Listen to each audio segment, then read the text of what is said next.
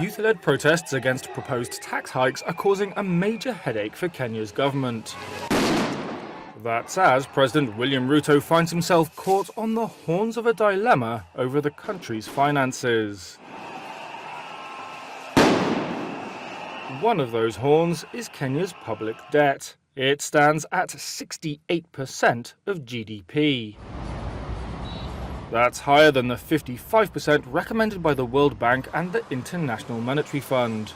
Amid acute liquidity challenges and uncertainty over its ability to access capital from financial markets, Kenya has turned to the IMF for help.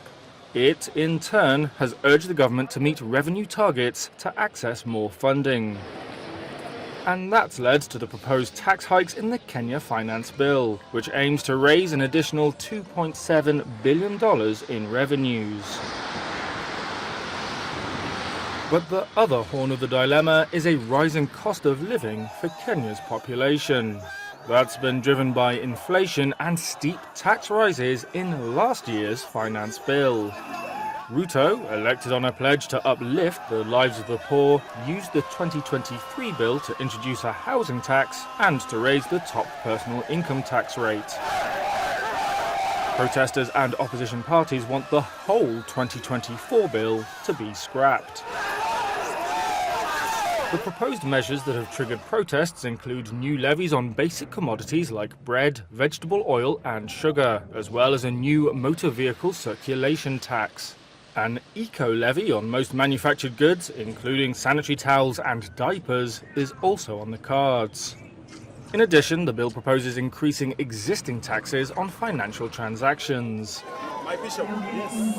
Ruto has since endorsed recommendations to scrap some of the taxes, including on car ownership, bread, and the eco-levy on locally manufactured goods. We are going to have a conversation.